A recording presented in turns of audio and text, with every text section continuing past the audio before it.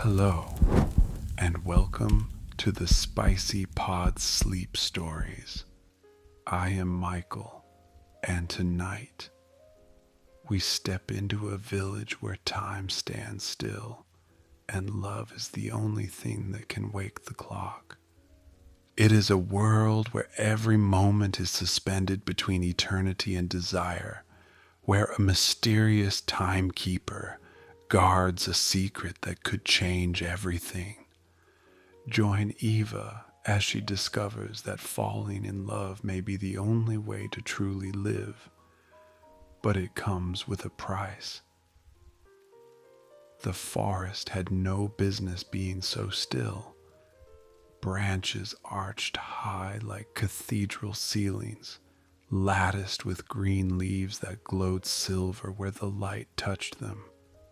No birds called from the canopy, no insects hummed in the underbrush.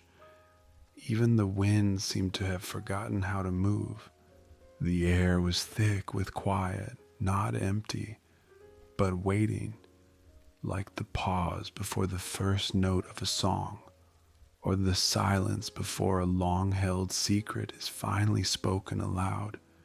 She wasn't supposed to be here. Her boots crunched softly on the mossy earth, each step swallowed by the velvet ground.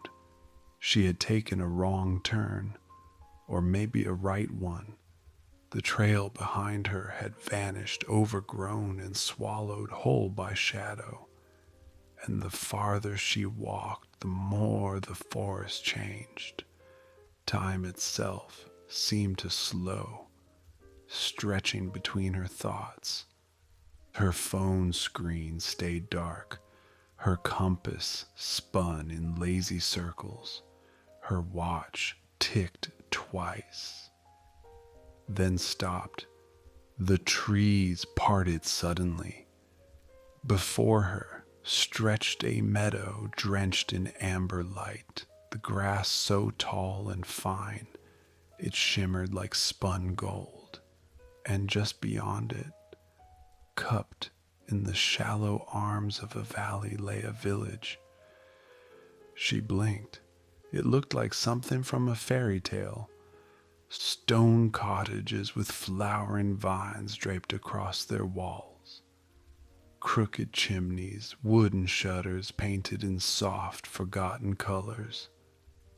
A stream ran along one edge of the square, clear and silent as glass. The streets were empty, though nothing felt abandoned. Everything was well kept, swept, alive, just still.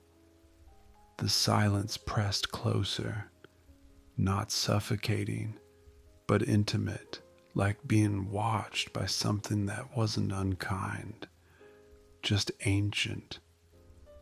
At the center of the village stood a clock tower, pale stone, ivy wrapped, with silver bells hanging motionless near the top.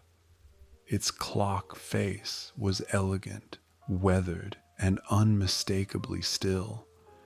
Midnight, both hands frozen. She had no idea how she knew that the clock hadn't moved in a very, very long time. She took a step into the village. The temperature shifted, brushing against her skin like silk. The air had a different taste. Old honey, sun-warmed stone, lavender. Her heartbeat slowed. Then from the base of the clock tower someone emerged. He walked like silence itself.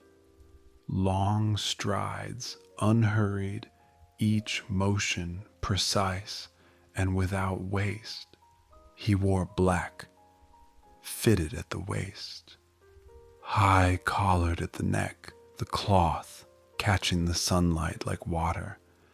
His hair fell just past his jaw, dark gold streaked with shadow, like an autumn leaf held against twilight. She didn't believe in perfect faces, but there was something unnerving about the symmetry of his features, as if an artist had drawn him from memory, not reality. Beautiful, but sharp. Cold in the way marble is cold, flawless but untouchable. Yet the strangest part wasn't how he looked. It was how he looked at her, not startled, not curious, just aware, as if he had known she was coming long before she'd arrived. He stopped a few feet from her, his expression unreadable, though something flickered in his gaze, brief and complicated like the first crack in ice. Then he spoke, his voice low and rich, like velvet draped over stone. "You shouldn't be here." Her throat tightened. "I didn't mean to be." He glanced at the trees behind her, then back to her face. "Then leave." She hesitated. "What is this place?" He looked up briefly to the unmoving hands of the clock tower. "This is where time sleeps." The words hung in the air, impossible and certain. She felt the pull of it again, of him, a quiet gravity between their bodies. Not yet a touch, but already something felt. A strand of tension stitched from silence, drawn tight and invisible. "And if it wakes?" she asked. His eyes settled on her lips for the faintest moment, then lifted to meet hers. For a second, he looked almost human. "Then you've already stayed too long." He turned, cloak brushing the stone path behind him, and walked back toward the clock tower without another word. She didn't follow. She just stood there in the square, heart full of something she didn't have a name for. A spark beneath her ribs, a tug beneath her skin, and above them both, the clock remained frozen at midnight, but the air shifted as if time, after 100 still years, had taken its first breath.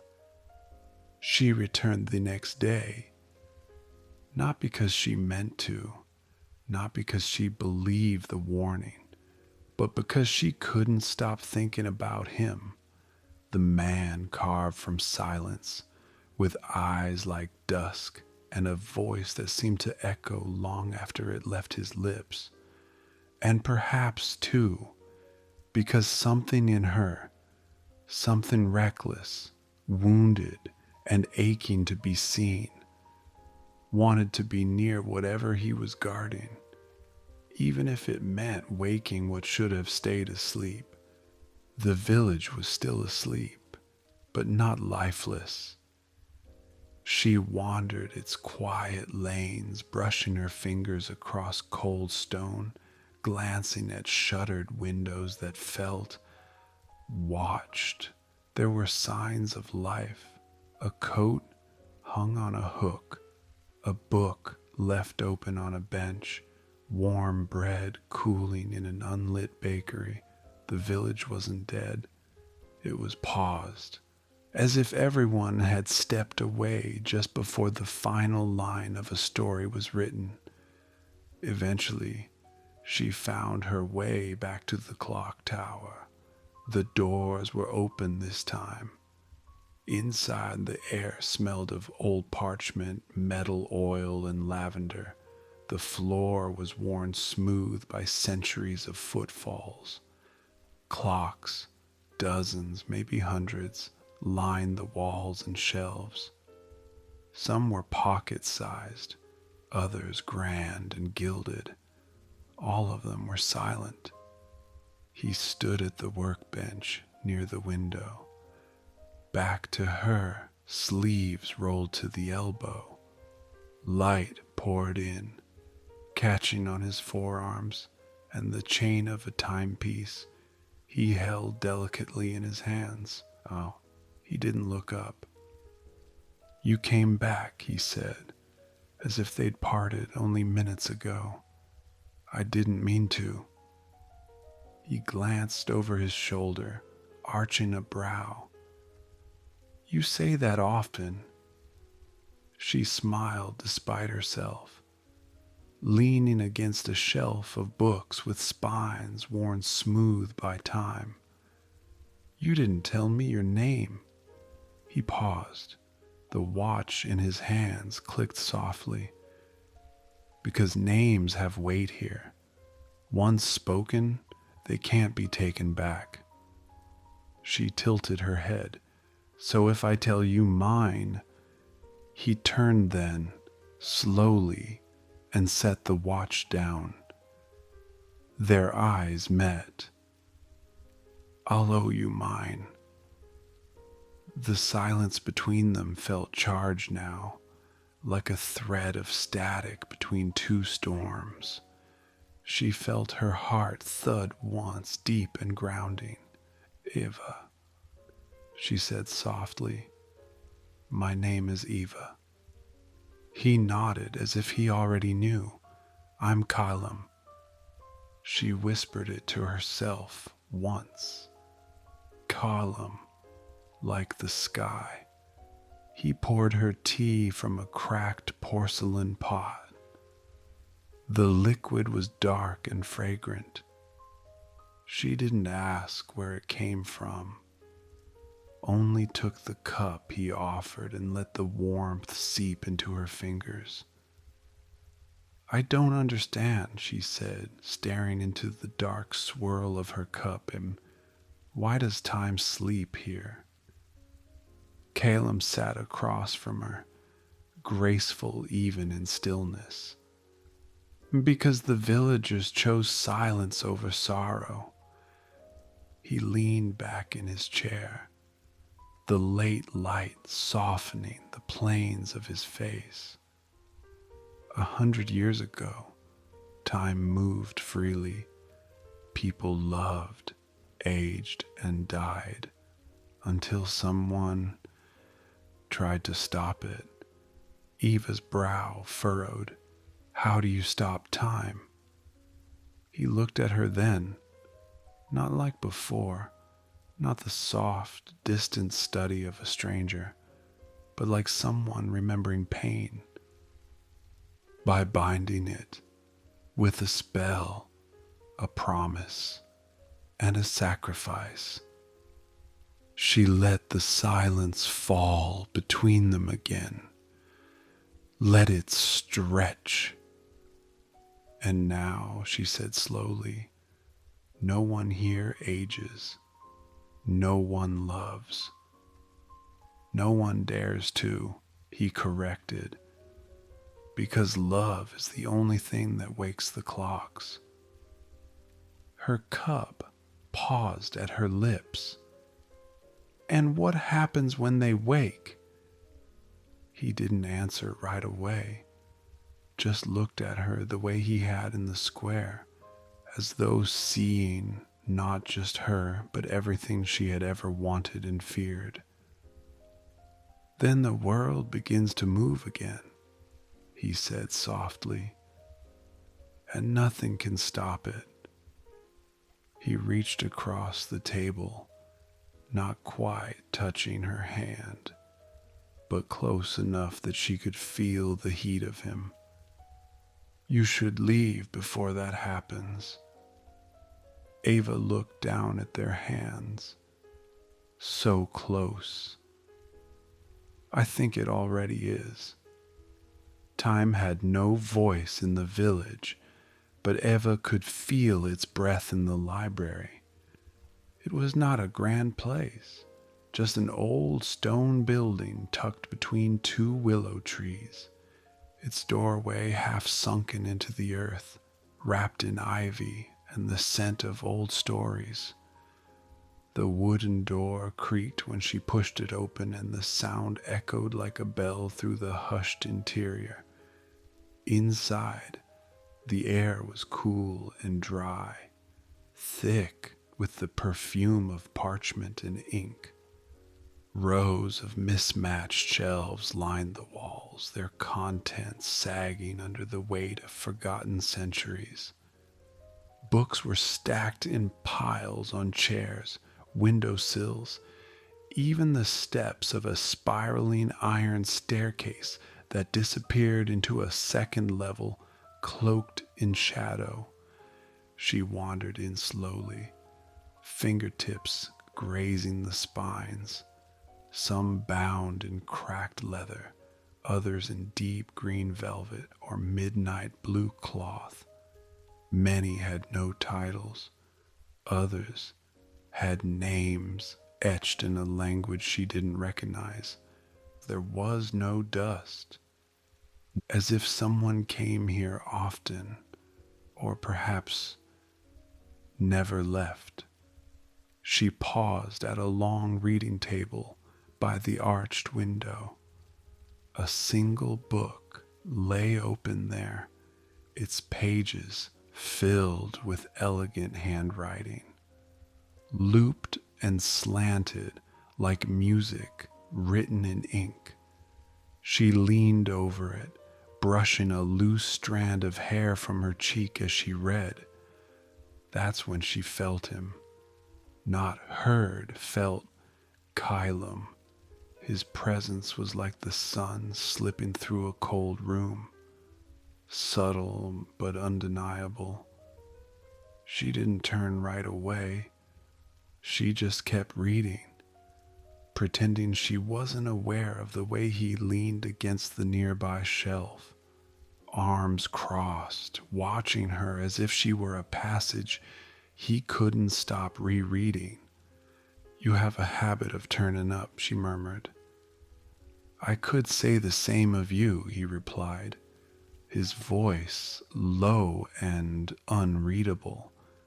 "I like it here." He took a few steps closer, quiet as breath. "Most do. The books don't lie. They just wait." She looked up, finally meeting his gaze. "And what are they waiting for?" A pause, the sound of her own heartbeat. "For someone to see them," he said, softer now. Ava smiled, but her chest felt too tight.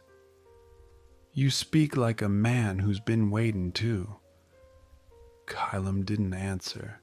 Instead, he reached out, slowly, deliberately, and tucked that same loose strand of hair behind her ear.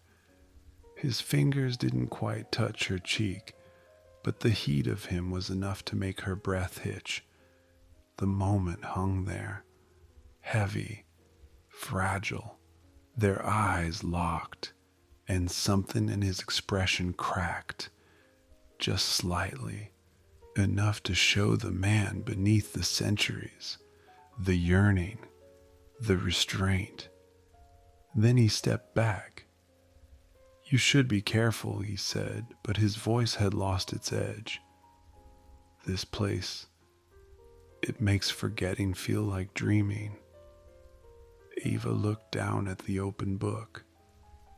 "And what if I don't want to forget?" He studied her a moment longer, then turned and disappeared into the stacks, his footsteps silent, his presence lingering like the scent of night-blooming flowers. She stood there alone, heart still echoing. And above the village, though no one heard it, the ancient clock groaned faintly, gears twitching in their sleep, a whisper of motion stirring after too long still. The moon rose early that evening, spilling silver across the rooftops of the sleeping village, Lanterns flickered without flames, glowing faintly in windows no one opened. Ava walked the narrow cobbled streets alone, every step echoing like a question unanswered. She hadn't seen Kylam all day, not in the library, not in the tower, not in the garden of statues where flowers bloomed without wilting, but she felt him, as though his thoughts brushed against hers from a distance, a presence folded into the fabric of the place. She wandered toward the edge of the village where the cobblestones faded into grass and the trees began again, tall and still. There, tucked behind a crumbling wall overtaken by ivy, was a small stone bench. She sat and let the quiet settle around her like a shawl. Then she heard him, the shift of a boot on gravel, the whisper of fabric moving. She didn't turn, just smiled faintly and said, "You walk like a shadow." Caleb stepped beside her, hands behind his back, face unreadable in the moonlight. "You sit like you've always belonged here." "I don't." He looked away. "Neither do I." For a long while they said nothing, just breathed the same air, watched the wind not move, listened to the stillness strain. Then he broke it. "Do you remember what time felt like before this?" Ava blinked, rushed, harsh, slipping through my fingers. "And now?" She looked at him. "Now, it feels like something I could hold." Kylam turned toward her slowly. His gaze drifted to her hands folded in her lap, then back to her face. She felt his body beside hers, not touching, but too close not to notice. The warmth of him soaked through her skin. He lifted a hand, hesitated, then let his fingers brush lightly over hers. Barely a touch, not a grip, not even a press. But everything stopped. Her breath, her thoughts, the whole world seemed to lean into that single point of contact, fragile as glass. She turned her hand, ever so slightly, so her fingertips aligned with his.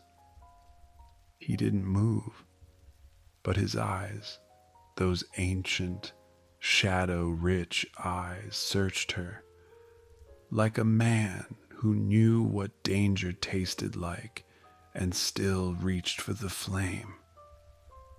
"Eva," he said, her name a sigh caught in the space between want and warning. "Yes," she whispered. He looked at her lips, and for the first time, the village clock, far in the center square, ticked once. The sound cracked through the air like thunder, though it was only a whisper. She gasped. Kylam pulled back, standing so fast it left the bench cold beside her.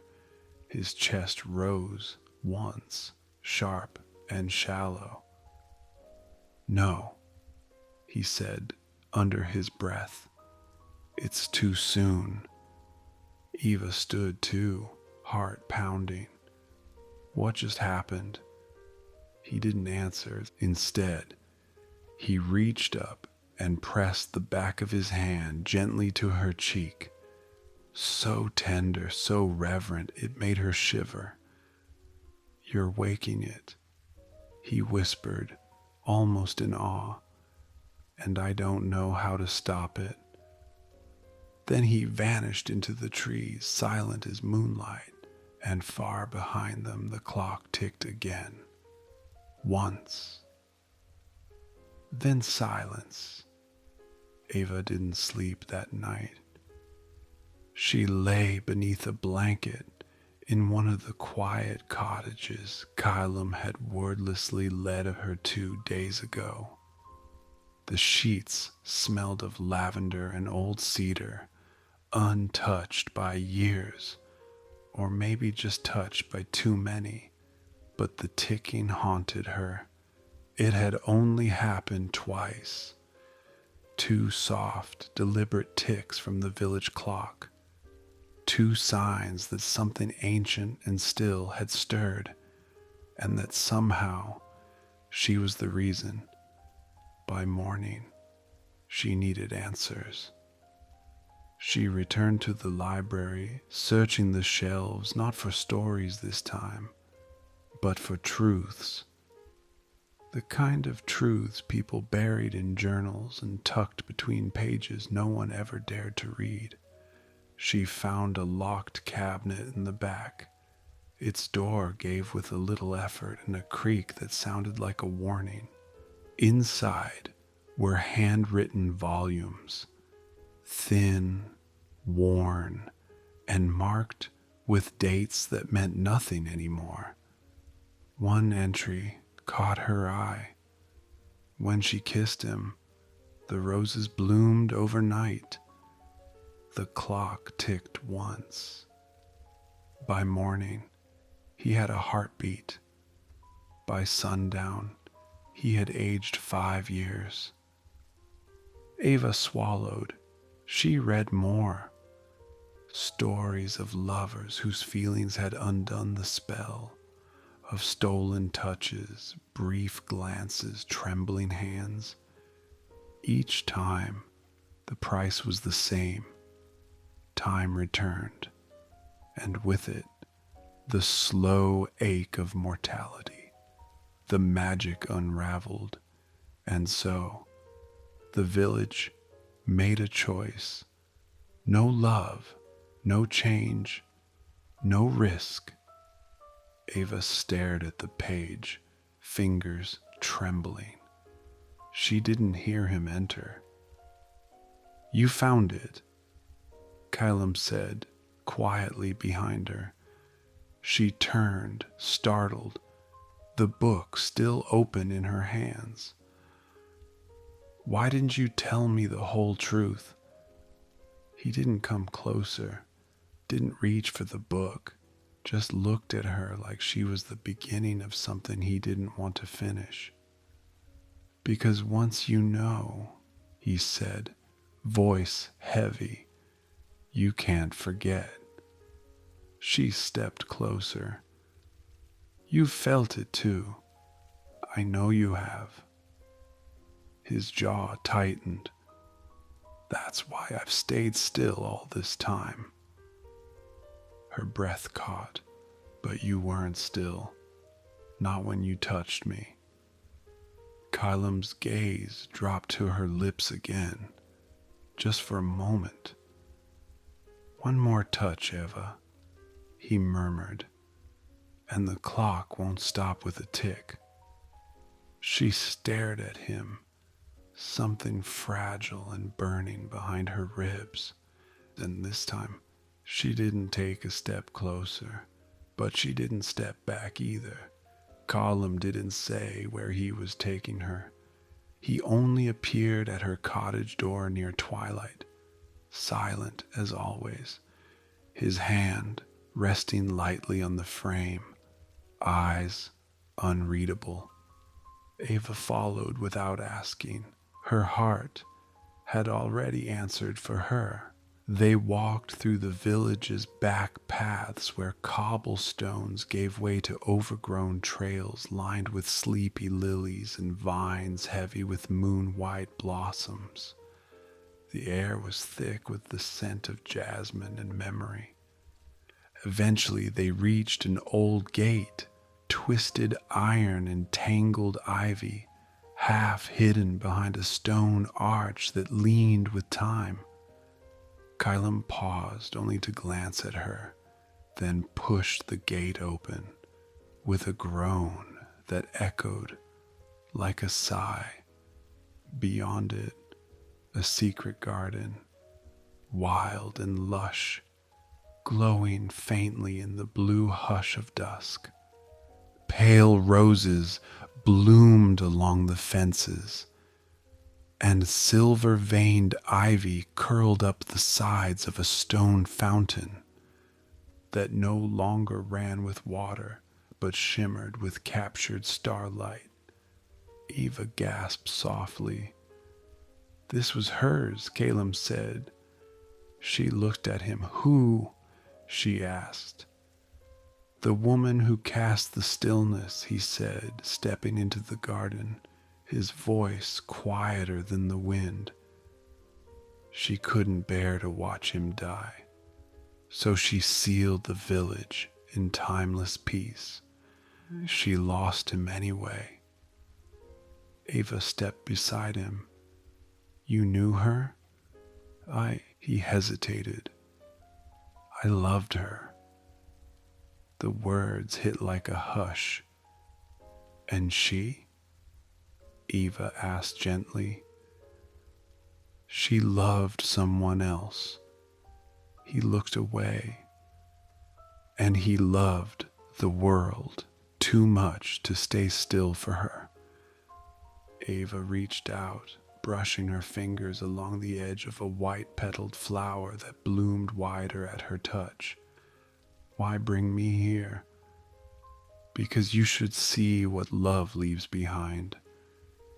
She looked at him, really looked, at the pain in his stillness, the hope that lingered in the way his fingers twitched when she stood too close.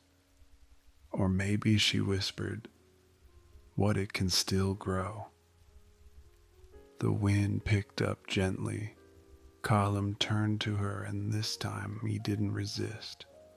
His hand found hers, warm, steady, real. Their fingers laced together with a softness that felt louder than any kiss. The air between them charged, electric and aching. Her breath tangled with his, but neither moved, not forward, not away.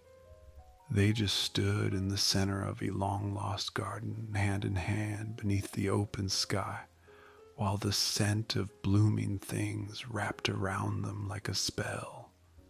And high above the village, the ancient clock shuddered, but it did not tick. Not yet.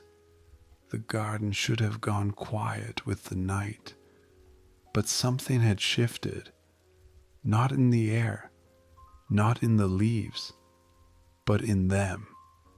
They sat side by side on the fountain's rim, Ava's hand still tucked in Callum's, her thumb idly tracing the ridge of his knuckle.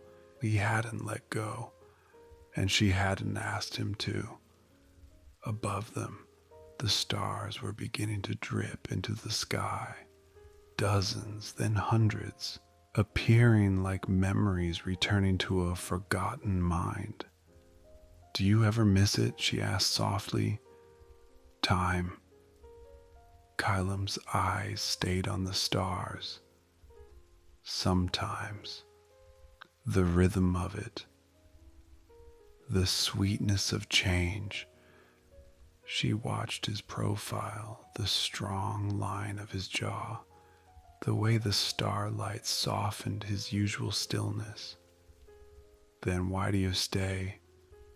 He turned toward her, slowly, as if any movement too fast might wake something too dangerous.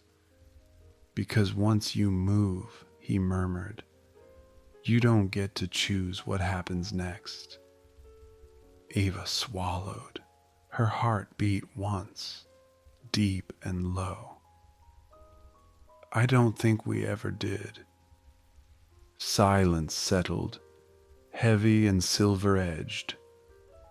The warmth between them pulsed. He looked down at their hands, still joined, and then up into her face. Whatever restraint had lived in his eyes was cracking. Ava. It was a warning and a confession. She didn't speak, didn't blink. She just leaned in, barely, until her breath kissed his. And he didn't pull away. Their lips met, like a secret finally whispered, soft and slow, barely there. But it was enough. Far across the village, the great clock tower groaned and ticked. Once, then again, twice. The second tick rang louder. Kylam pulled back abruptly, breath sharp, hands trembling as he cupped her face, searching her eyes for something he was terrified to find. "No," he breathed. "It's moving too fast." Eva's pulse roared in her ears. "It's too late, isn't it?" The clock sounded again. Tick, then silence. Then tick. 1 second, then another. Calum stepped back as if burned. And then came the first gust of wind the village had felt in a century. Lantern flames flickered. The trees stirred. A child's forgotten toy rolled slowly into the street. Time was no longer sleeping. Ava stood in the garden alone, hand pressed to her lips, heart racing. Above her the stars burned brighter and the clock didn't stop. The village was no longer still. Ava felt it as soon as she crossed back into the square, the subtle tremble beneath her feet, the delicate shift of the air. It was like waking in a house that had been silent for too long, only to realize the floorboards were breathing. She stood at the edge of the square and listened. A shutter creaked open. A door latch clicked softly. Somewhere in the distance a bird chirped, a thin, uncertain sound, as if it were testing the air. And then the clock struck midnight. Once, twice, 12 times in perfect rhythm. The village, once paused in perpetual twilight, now bathed in moonlight that shimmered across rooftops and pooled in the spaces between buildings like spilled silver. Something had changed, and not just the town. Ava felt it in her chest, the tight ache, the strange warmth. Her heart, once calm in the stillness of this place, now beat wildly in her chest. She was awake in a way she hadn't been in years. She should have been afraid, but all she could think about was him. She found Calum in the tower. He stood alone beneath the ancient mechanism, its gears groaning as if remembering how to move. He looked at her like a man standing at the edge of a crumbling ledge, still choosing to stay. "Time is moving again," she said. "I know." His hands trembled slightly. One of them rested against the wall. Fingers curled. He looked pale, more human than ever. There were faint lines under his eyes. a faint shadow of tiredness. You're changing. He didn't deny it. This is what happens, he said, when love wakes time. Eva stepped closer, her throat tightening. You said the spell only broke when people truly loved each other. His eyes met hers, haunted, open. I know. And there it was. Not a confession, a confirmation. The kiss hadn't been a mistake. It had been real, and it had consequences. Suddenly, Eva noticed the fine crack running down the wall near the clock's base. Hairline. New. What happens now? She asked. Callum's voice was quiet, almost reverent. Now the village remembers. He looked toward the window where the streets lay still, holding their breath. They'll remember what they gave up and what it cost to bring it back. He looked at her again. And I will remember what it means to age. Ava reached for him, placing her hand gently over his heart. It beat beneath her palm, slow, strong. He closed his eyes at the touch, leaning into her ever so slightly, like a man letting himself be pulled toward the storm because it feels like home. I'm not sorry, she said. Neither am I.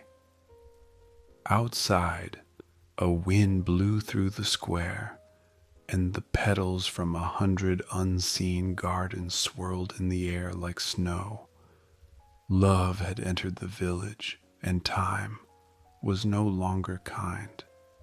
Morning came, not with a gentle dawn, but with a rush of cold wind that swept through the village like a whispered secret.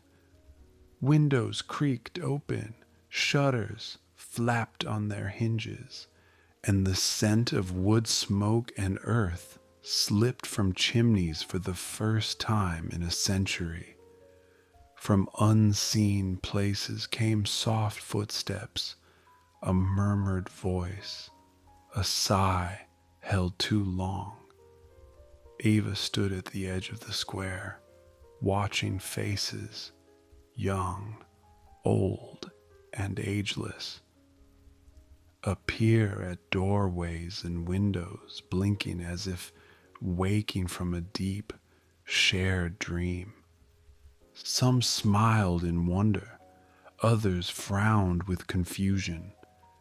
A few wept quietly, their hands trembling as memories once forgotten flickered like fragile flames. They remembered love. They remembered loss. They remembered time. Callum joined her, his expression somber and tired, as if the weight of years pressed down on his shoulders all at once. The village is waking, he said. Ava nodded, watching an elderly woman pause, hand pressed to her heart, eyes glassy with remembrance. It's like they're seeing colors for the first time. But with memory comes pain, he warned. Pain they tried to leave behind. A child ran past them, laughter spilling free like a bell, a sound so rare it echoed through the empty streets and made Eva's throat catch. Is it worth it? She whispered. Callum looked at her, deeply, honestly. I don't know, but love always comes with a price. We just have to decide if we're willing to pay it. She reached for his hand, intertwining her fingers with his. We already have. The wind swirled, carrying the scent of blooming flowers and the promise of change.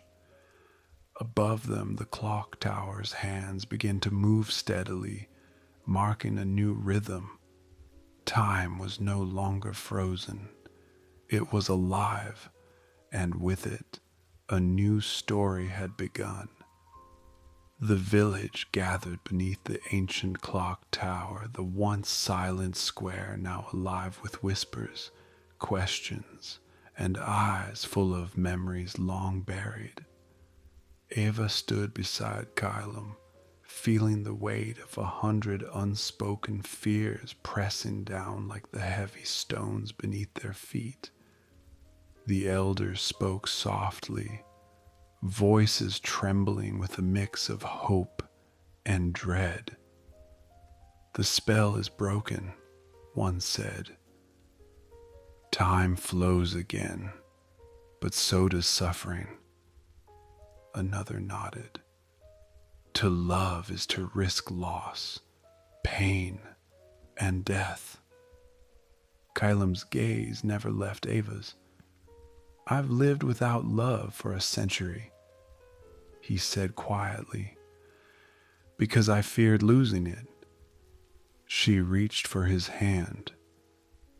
"But what good is time without love?" The crowd's murmurs softened, the truth settling like dust disturbed. An old woman stepped forward, her eyes shining. The curse was born from grief, but it was fear that fed it. "You must decide. Stay frozen in a moment of safety, or live, love, and face the unknown." Ava looked at Kylam, the man who had taught her the meaning of stillness, and now of risk. "I choose to love," she said firmly. Kylam smiled, bitter and beautiful, and pulled her close. "For better or worse," he whispered. The village held its breath as the clock chimed, not once, but a new beginning. Time was theirs to live, together.